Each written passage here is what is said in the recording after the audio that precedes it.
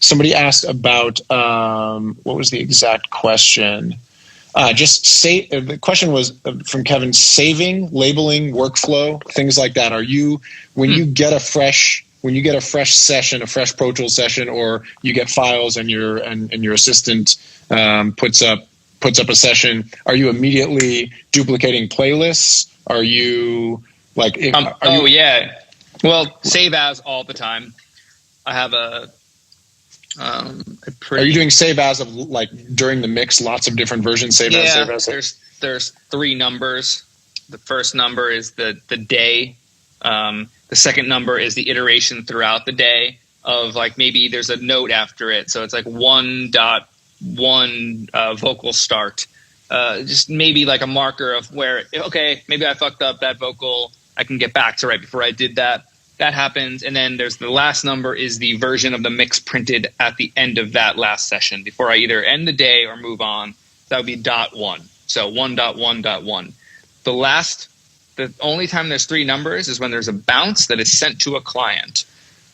So the example here for the saving is, say you're at mix 4, and then the artist goes, man, I was really, really digging that bass in mix 2. I can get back to the bass only import session data from mix 2 that artist heard in 15 seconds. And then I can start bouncing again.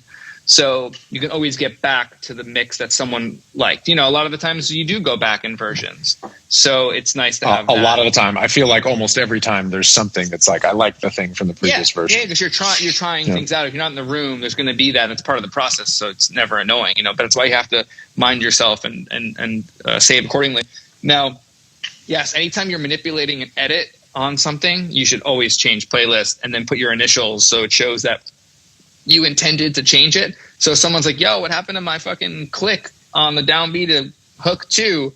You're like, oh, you wanted that? Like, I can get back to it. So like, don't isotope D-click or D-mouth noise without saving a playlist, because sometimes the people want it, Getting in the habit of being like annoyingly over-organized will save your life at some point.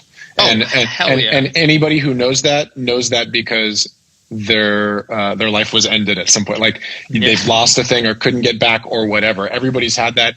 Just as soon as you can be super, super organized, do that shit.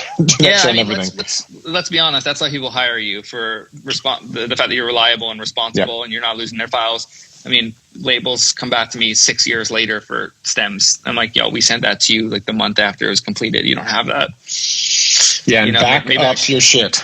Back up at least 3 times, Do you do cloud backup, hard drive backup, all of them? I have only hardware backups. I just started doing cloud, and it's also great.